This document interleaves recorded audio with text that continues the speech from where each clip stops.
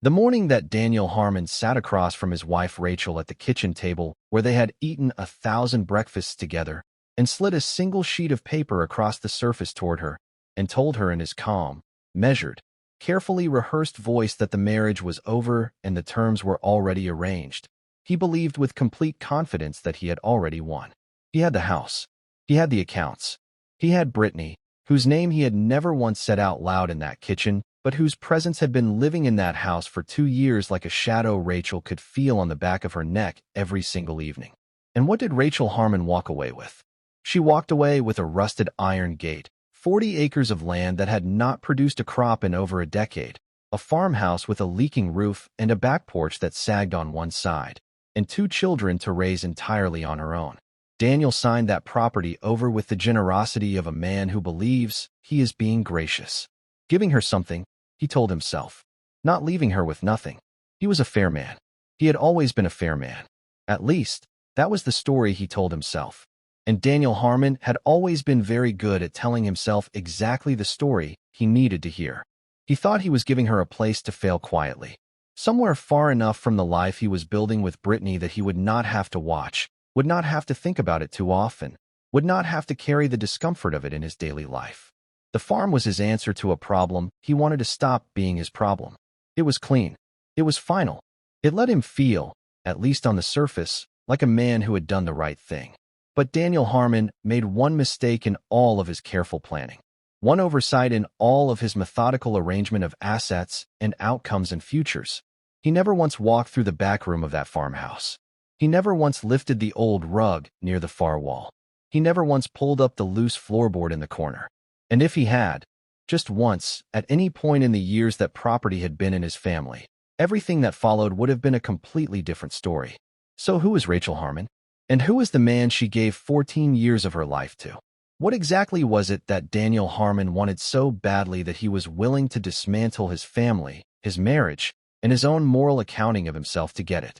What did the geological survey that had been quietly commissioned and then quietly hidden actually say about 40 acres of Ohio farmland that everyone in the county had dismissed as a dead loss?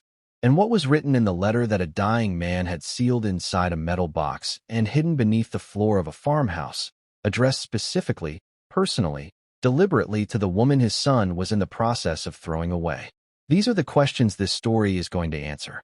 But here is the thing about stories like this one. The ending only makes sense if you understand the beginning. The outcome only lands with its full weight if you have followed the path that led there. Because nothing that happened to Rachel Harmon came from nowhere. Nothing landed on her by accident.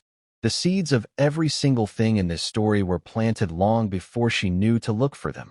Some of those seeds were planted by a man who loved her in the quiet, private way of people who are not good at saying things out loud. And some were planted by a man who thought he was building something for himself and did not stop to consider what he was destroying in the process. Stay with me, because what is coming in this story is the kind of thing that, when you hear the full shape of it, makes you sit back and think for a long time before you say anything at all. Rachel Harmon was not born into comfort, but she was born into something far more durable than comfort. She grew up in Dayton, Ohio, in a house where money was something you planned for carefully and spent thoughtfully and did not discuss in front of children except in the context of lessons. Her mother, a woman named Carol Sutton who worked as a medical billing coordinator and on weekends took in alterations to cover the gap, raised Rachel with a particular and consistent emphasis. Not on appearances, not on achievement, exactly, though achievement was valued and expected, but on character, on what you are made of when the situation is not in your favor, on whether you are the kind of person who steadies when things get hard or the kind who looks for the nearest exit. Carol taught this lesson in small ways and large ones. She taught it by example more than by lecture. And Rachel, who was the kind of child who watched and listened and absorbed, took it in completely. It became the architecture of who she was. She was not the loudest person in any room she entered. She was not flashy or self-promotional or given to making herself larger than she was. But she was precise. She asked questions with the patience of someone who intended to use the answers. She did not panic under pressure, not because she did not feel pressure, but because she had been taught very early that panic is a choice, and that choosing it almost always makes the situation worse. She earned a scholarship to Ohio State on academic merit, graduated with a degree in business administration with a focus on financial management, and walked into her first job at a consulting firm in Columbus at 23 with a quiet, settled confidence that her supervisors noticed immediately. Within 4 years, she had been promoted twice. By the time she was 26, she was building the foundation of what would eventually become her own practice. She was the kind of person who got things done without requiring an audience for the getting. She met Daniel Harmon at a regional business conference in Columbus in early spring. He was presenting a panel on commercial real estate development. She was there on behalf of her firm. He was 31, well-dressed, and possessed of a charisma that was immediately legible from across a conference room. The kind of man who moves through professional spaces as though they were designed with him in mind. Rachel had met men like that before and was not particularly impressed by the category. What she noticed about Daniel, though, what made her stay when he approached her at the reception afterward, was that he did not perform. He asked her a direct question about a point in her presentation notes that he had seen over her shoulder, and when she answered it, he listened, actually listened, in the way that attentive people listen, not waiting for his turn to speak, but following what she said and then following up on it. That was unusual enough to earn a second glass of wine and a longer conversation. He was consistent in those early months. He called when he said he would. He made plans and kept them. He paid attention to small details, remembered the name of a colleague she had mentioned in passing 6 weeks earlier, asked about her mother by name, brought coffee to a meeting they had agreed to have at her office. He was, by every available measure, a man who was trying, genuinely, visibly, with apparent sincerity. Rachel had good judgment about people. She had spent her life developing it. And her judgment about Daniel Harmon was that he was real, that what she was seeing was actually him. Later, she would revise that judgment. Not entirely. She would never believe that the early years were complete fabrication. But she would understand, eventually, that what she had been seeing was a version of Daniel that was available to him when things were going the way he wanted them to go. And that there was another version of Daniel Harmon that she had not yet met. They married in September, 3 years after they met, in a small ceremony outside Columbus with family and close friends.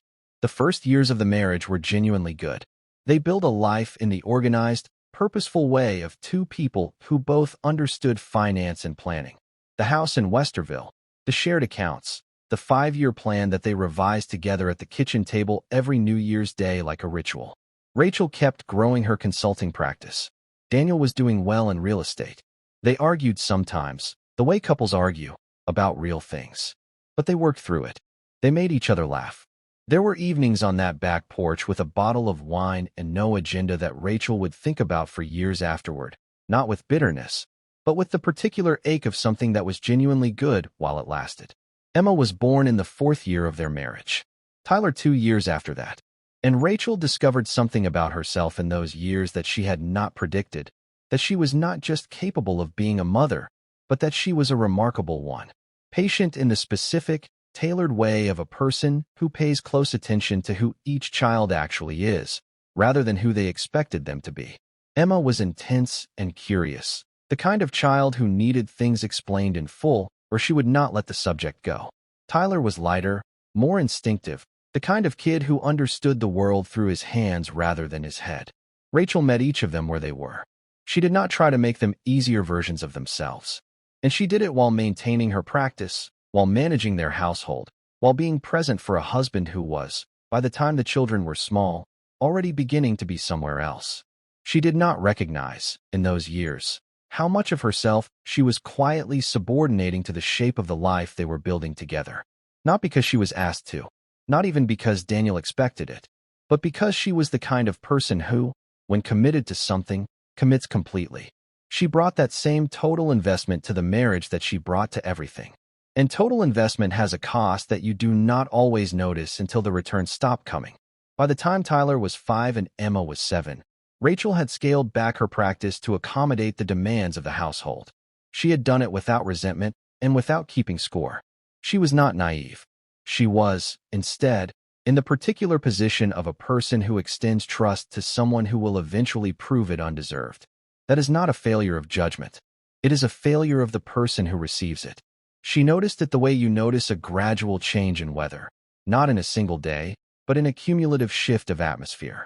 Daniel came home later. Daniel traveled more.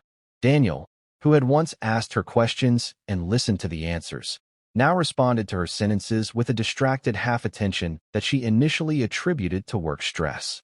She gave him the benefit of the doubt, which, she would later understand, was exactly what he was counting on. He knew who she was. He knew she would not jump to conclusions. He knew she would be fair, and he used that fairness like a runway. The first indication she could not explain away came on an ordinary Tuesday evening when Emma was 9 and Tyler was 7. Daniel had left his phone on the kitchen counter, face up, while he went to check on something in the car. A notification appeared from a name she did not recognize. She did not read the message. The content was preview hidden, but she saw the name. Brittany Cole. And she felt something in her chest that was quieter and colder and more certain than panic. Not a jump, a settling. The way your body tells you something before your mind has finished processing it. She said nothing that evening. She watched for 3 weeks with the careful, unhurried attention of a person who trusts their own observations and wants to be sure before they speak. Then she sat across from Daniel at that kitchen table on a Wednesday night after the children were in bed and asked him plainly who Brittany Cole was. What followed in the weeks and months after that conversation is not something Rachel Harmon has ever described in full to anyone. What she has said, to the people close enough to be told anything, is that the hardest part was not the anger. The anger came, and it was clean, and it made sense, and she knew what to do with it. The hardest part was the revision. Going back through 14 years of memory with new information and understanding, in detail that you cannot unsee once you have seen it. How many things meant something different than what you believed? That is the work that no one warns you about and that no one else can do for you. She did it. She did it largely alone, largely at night, largely without letting the children see what it was costing her. Because Emma and Tyler were watching. They were always watching. And she was not going to be the version of a person that she would not want them to become. The divorce proceedings began in February of the following year. And from the first meeting with the attorneys, it was clear that Daniel Harmon had not arrived unprepared. He had, in fact, been preparing for quite some time. This was not a man who had reached a decision impulsively and then scrambled to manage the aftermath. This was a man who had made a plan and executed it in stages, quietly, over an extended period, in ways that were only fully visible once you had access to the documentation and understood what you were looking at. Rachel's attorney, a thorough and experienced family law practitioner in Columbus named Patricia Lowe, spread the financial documents across the conference table at their second meeting and walked Rachel through what she was seeing with the measured, careful tone of someone who delivers unwelcome news professionally. The family home in Westerville had been refinanced 18 months earlier, a refinancing that Rachel had signed off on. She remembered it. She had asked about it. Daniel had described it as a routine restructuring to take advantage of a rate opportunity. She had trusted him. The equity they had built in that property had been, through the refinancing, largely converted into obligations that would significantly reduce the net value available in a sale. His business assets were held through a corporate structure that had been reorganized in ways that made his personal share of their value technically and legally difficult to characterize in the context of a marital estate.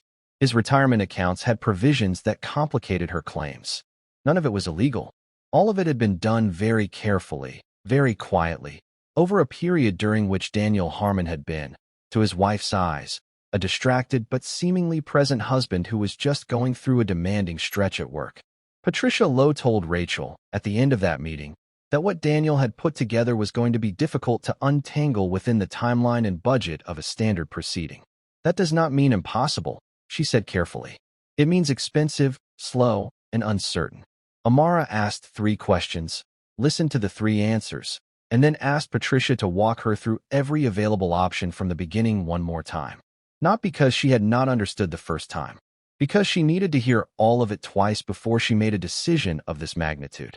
The option she ultimately faced, the option that Daniel presented formally at the next session through his attorney with the language of generosity carefully threaded through every sentence, was the farm.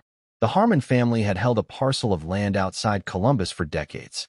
It had belonged originally to Daniel's father, Frank Harmon, who had acquired it in the 1980s with the intention of farming it seriously one day. That day had never arrived. Frank had aged. The land had sat. The farmhouse on the property was structurally intact, but in need of significant maintenance. The fields were overgrown. The property taxes were low because the assessed value was low, and the assessed value was low because the land produced nothing and had not produced anything in years.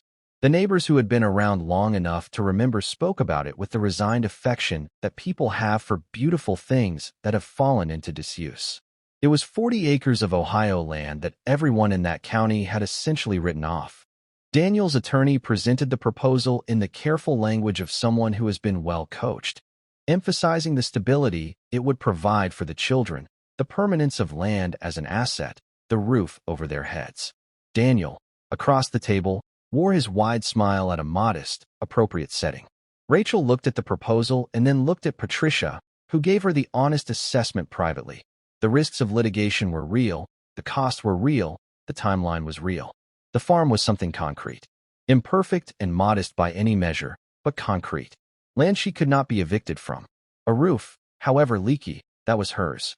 Rachel took 48 hours.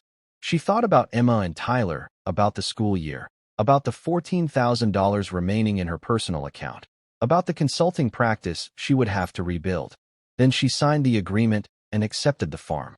Daniel Collins left that courthouse with Brittany Cole waiting for him and the settled satisfaction of a man who has managed a difficult situation to a favorable conclusion. He did not look back. He had organized his life in a way that no longer required looking back. He had been fair in his own accounting. He had provided for his children's mother. He had given her something. That was the story he told himself, and it was a story he had worked very hard to make true enough to believe in. The day Rachel drove through the gate of the farm for the first time with Emma and Tyler in the back seat. It was late afternoon in March. The light came in low across the fields, that particular Ohio spring light that makes everything look temporarily golden regardless of its actual condition. Emma was quiet in the back seat, watching out the window with the careful, observant face she had inherited from her mother. Tyler had pressed his face against the glass and was making calculations aloud about how many things a person could potentially do with 40 acres. Rachel drove slowly up the gravel track to the farmhouse and parked and sat for a moment before she got out. She was 41 years old. She was starting over from a foundation that most people who saw it would describe as inadequate. She did not feel sorry for herself. She did not have the bandwidth for it, and she did not have the constitution for it. She had 2 children in the back seat and a life that needed to be rebuilt. She is not, by her own description, a sentimental person. But she would say later, to the few people she described this period to at all, that there was something in those first months on the farm that she had not expected, a kind of stripping away that was not only destructive. When the house was reduced and the account was modest and the professional identity was in transition and there was nothing but the land and the children and the work, she found out what she was actually made of, not what she had built or accumulated or constructed. What was underneath all of that? And what she found, under everything, was steadier than she had known. What Rachel has said, in the rare moments when she allows this period to be spoken about at all, is that the experience of rebuilding a life from a position of significant disadvantage has a clarifying quality that more comfortable circumstances do not produce. You find out what you actually are when the circumstances stop cooperating. When the resources are thin and the support structure is minimal, and the only thing between your children and a genuinely difficult situation is your own steadiness and your own willingness to keep working. She found out, in those early months on the farm, that she was more than she had known, not in a dramatic or triumphant way, in the plain, practical way of someone who has a list of things to do and does them, one after another, without waiting for conditions to improve or for someone to acknowledge the effort. There is a particular dignity in that kind of work. It does not require an audience. It requires only the willingness to show up every morning and do what the day asks, regardless of how the day arrived. In those first weeks, she did 3 things simultaneously. She began the practical work of assessing and repairing the farmhouse. She began the process of reestablishing her consulting practice, working evenings after the children were in bed at a kitchen table that wobbled slightly because the left rear leg needed shimming. And she began walking the land. Every afternoon, while Tyler did homework and Emma read, she put on her boots and walked the fields. 40 acres is more land than most people in their lives have any reason to walk intimately. She did it systematically, section by section, looking at the soil, noting the low areas, identifying what had grown there once and what might grow there again. She was not yet a farmer. She was a businesswoman and a mother with a business degree and no agricultural background. But she was the kind of person who, when confronted with something she does not understand, begins by understanding it as precisely as she can. So she walked, and she looked, and she learned the land the way she had always learned anything, with patience and with the sustained attention of someone who intends to use what she finds out. It was on a Tuesday afternoon in late April, approximately 6 weeks after they had moved in, that Tyler Harmon, 9 years old, irrepressibly curious, constitutionally incapable of leaving an unexplored surface unexplored, found the loose floorboard. He had been in the back room of the farmhouse, the room that showed evidence of having been used as a study or storage space. He had been doing what 9-year-old boys do in old buildings, testing every door, pressing every wall panel, pulling back the corner of an old rug that lay across the far end of the floor. He called out to his mother with a particular insistence that suggests the finding is not going to be let go of. Rachel came in from the kitchen. She looked at what he was pointing at, a floorboard near the far wall that sat fractionally higher than its neighbors, that had no visible nailing on the exposed end. She told Tyler to go back to his homework. She told him twice before he actually went. Then she knelt down on the dusty floor of that back room, worked her fingers under the edge of the board, and lifted it. What Rachel found beneath the floorboard was a metal box. Flat, roughly the dimensions of a large hardcover book, gray with age and surface oxidation but structurally intact, sealed with a simple hinged latch. She sat back on her heels and held it in both hands, and turned it over once, twice, with the deliberate movements of a person who is making themselves slow down. Then she opened it. Inside there were 3 items. A folded letter, handwritten on good paper in the careful, formed penmanship of a person from another generation, a generation that had been taught that writing was a form of presentation and took it seriously. A set of documents, several pages clipped together at the top left corner, the first page bearing the full letterhead of a law firm in Columbus, Ohio, and a smaller envelope, cream-colored, sealed, with 2 words written on the front in the same handwriting as the letter. The 2 words were, "For Rachel." She read the letter first. It was from Frank Harmon, Daniel's father, who had died for years before the divorce proceedings, of a cardiac event at 73 years old, quietly, in a manner consistent with the quietness of most of his life. In Rachel's experience of him over 14 years, Frank had been a man of few words but of noticeable presence, a man who listened more than he spoke, who watched rooms rather than performing for them, who had treated Rachel, from the very first time Daniel brought her home, with a specific and steady respect that she had always noticed and never fully understood. He had not been an openly affectionate man, but he had been, in the accumulated weight of 14 years of small, consistent gestures, a man who saw her. She had felt it, the way you feel the attention of someone who is genuinely paying attention. Frank Harmon was not a demonstrative man. He did not hug easily or speak in declarations. But Rachel had noticed, from those first family dinners in the Harmon house outside Columbus, that he watched her in the specific way that careful people watch someone they are trying to understand accurately rather than quickly. He asked her questions that were not small talk, about her work, about what she believed, about the things she found difficult, and he listened to the answers with the full attention of a man who intended to remember them. She had not understood it at the time. She would understand it later, completely, when she was sitting on the floor of a farmhouse back room with his letter in her hands. The letter said things that Frank Harmon had apparently been unable to say aloud, in the way that certain men of his generation kept their most important truths in writing rather than in speech. He wrote that he had watched the marriage from the first year and had formed views about it that he had kept to himself because it was not his place to say them while there was still a chance that what he observed would resolve differently. He wrote that he had seen in Rachel a quality that he described as the ability to remain true to yourself when the circumstances are working against you. He wrote that this was, in his experience, the rarest quality a person could have. He wrote that Daniel had been given every advantage and had made his choices, and that those choices were his own to answer for. He wrote that the land had been in his family for 3 generations, and that when he thought about who deserved to be the next keeper of it, he had only one answer. He wrote that he hoped she would read the documents carefully and call the number on the card, and that everything necessary had been arranged. And he wrote, at the very bottom of the letter, in a line that Rachel has said she has read more times than she can count, "You always deserved better than what this family gave you. I am sorry that this is the best I can do. It is the best I have." She read the letter 3 times before she touched the documents. When she opened the clipped papers, she found a formally executed last will and testament, witnessed by 2 signatories, notarized, bearing Frank Harmon's signature and the date of its execution, 14 months before his death. What the document said was this: Frank Harmon bequeathed the farm property, the land, the farmhouse, and all rights attached to the property, including mineral rights, water rights, and subsurface rights, directly and personally to Rachel Harmon.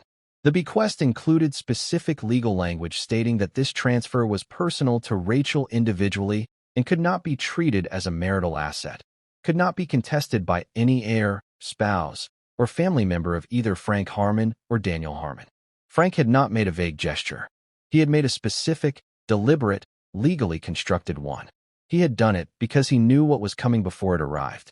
The will Daniel Harmon had probated after his father's death was an earlier document. The original, standard will that Frank had executed years prior and subsequently revoked. Daniel had not known about the second will. Frank had made certain of that. The sealed card inside the small envelope contained the name Gerald Hart, a Columbus attorney, a phone number, and 3 words written beneath it: "He already knows." Rachel sat on the floor of that back room for a long time. The afternoon light moved across the dusty boards. She could hear Tyler in the kitchen, could hear the specific sound of a 9-year-old pouring himself a glass of something from the refrigerator. She was not crying, though she would cry later, privately, at 2 in the morning when the children were asleep and the farmhouse was quiet. What she was feeling in those first minutes was something harder to name than crying. It was the particular quality of being seen, fully, honestly, accurately, by someone who did not need anything from the seeing. She had not felt that in a very long time. She called the number the next morning. Gerald Hart answered on the second ring. When she gave her name, there was a pause, the kind of pause that carries something in it. He said, "I have been waiting to hear from you for 4 years." He had been Frank Harmon's personal attorney for the last 7 years of Frank's life. Frank had come to him with specific instructions. Gerald had executed the second will, stored the original in a sealed client file, and agreed to Frank's condition. He would not reach out. He would not file anything. He would not initiate any action. If Rachel Harmon called him, he would act. He had trusted Frank's judgment that she would find what was hidden. He had waited. Rachel drove to Columbus the next afternoon. She sat in Gerald Hart's office and spent the better part of 3 hours going through documents that quietly and systematically rebuilt the ground beneath her feet. The second will was valid. The execution had been proper. The witnesses were locatable. The notarization was clean.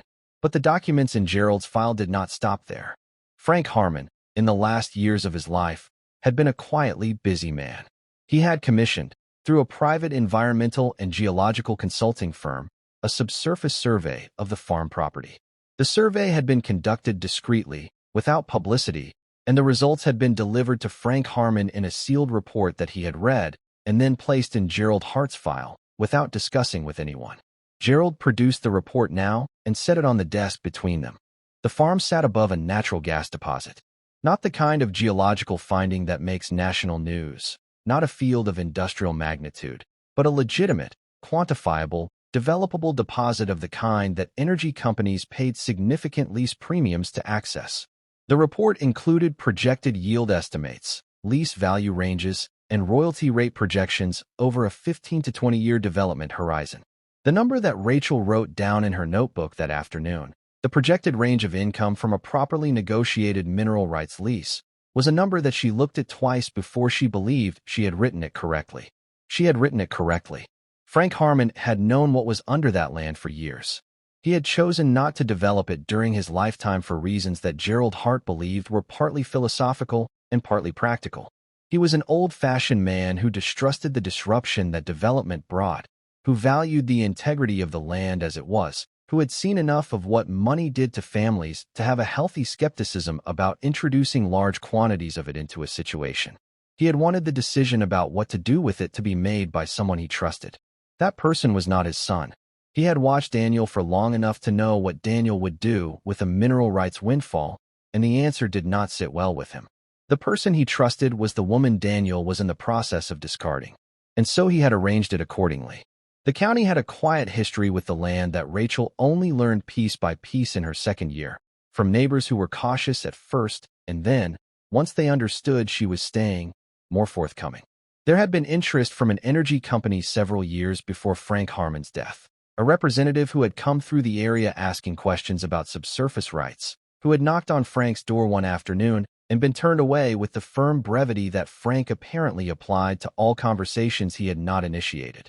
He had not turned the man away because he was uninterested in the money. He had turned him away because he already knew what was there and had already decided who it belonged to. The legal process that followed was not brief, and it was not smooth, but it moved in one direction from the beginning. Gerald Hart filed the probate challenge in Columbus with a completeness and precision that reflected both his professional experience and the quality of Frank's advanced preparation. Daniel's legal team responded, initially with the confident aggression of attorneys who expect to win, and then with increasing urgency as they processed the full weight of what they were actually facing. The second will was forensically authenticated. The witnesses came forward.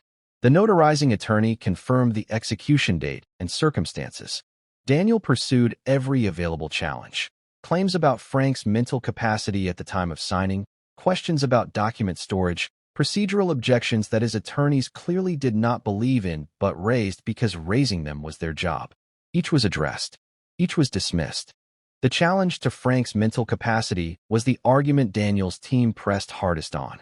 They retained a physician who was willing to testify that certain aspects of Frank's cognition in his final years were consistent with possible early cognitive decline. Gerald Hart had anticipated this. Frank Harmon, who had understood his son better than his son understood him, had also anticipated it.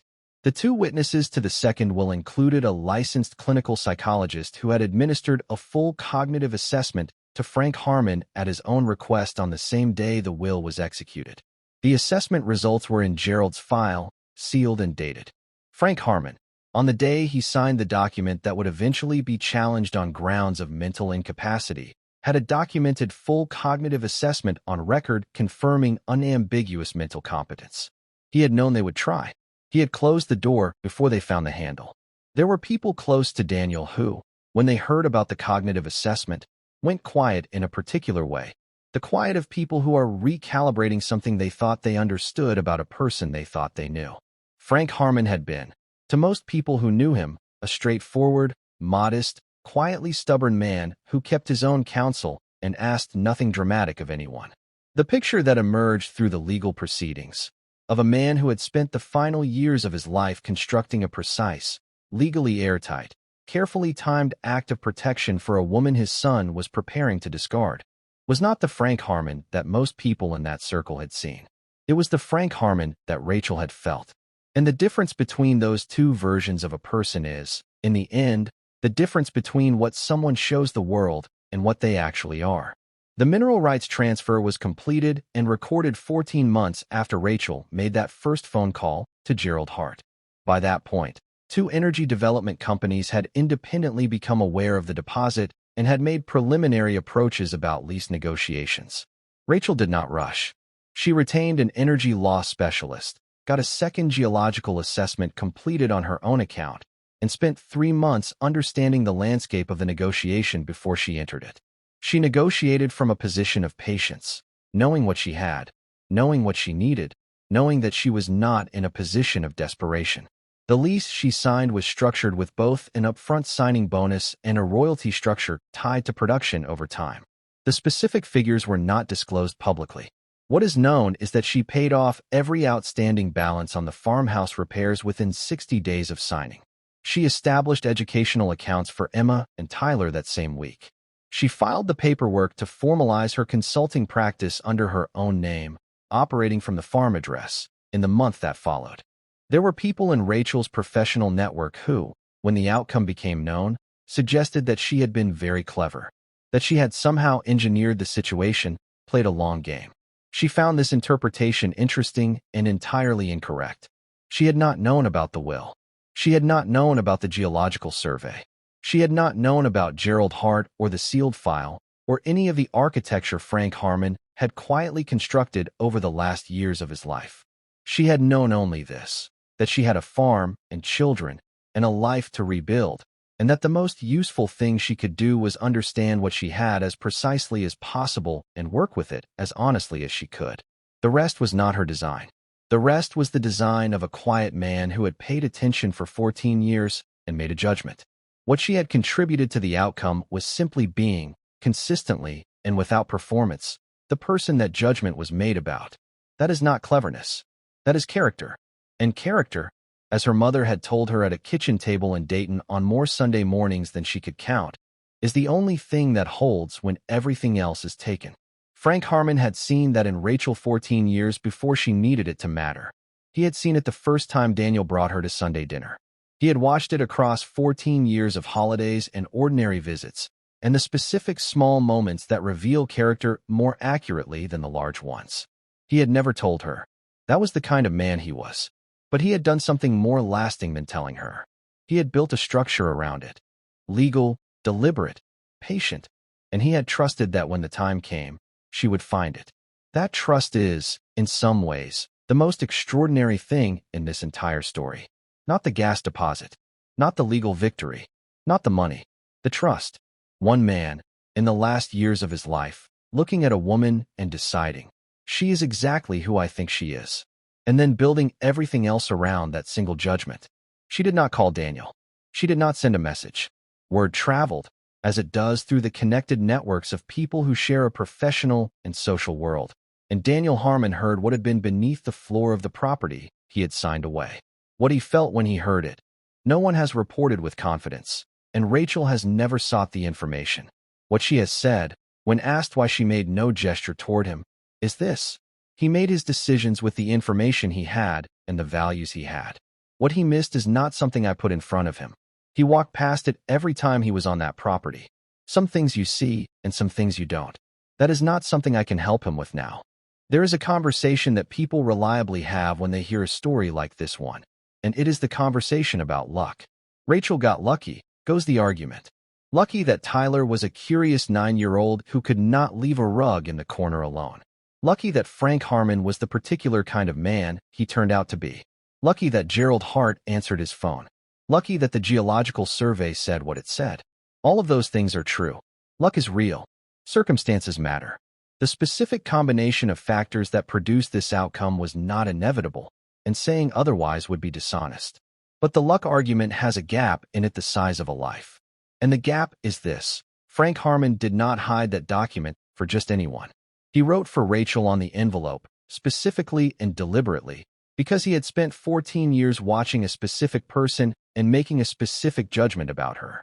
He made a judgment that she was steady when things were against her, that she asked questions and used the answers, that she did not take shortcuts or require an audience for the work she did, that she was, in the plainest possible terms, the kind of person who, when handed a rusted gate and 40 acres of nothing, would put her boots on and walk every inch of it until she understood what she had. He was not wrong, and you cannot separate that judgment from the outcome. They are the same thing.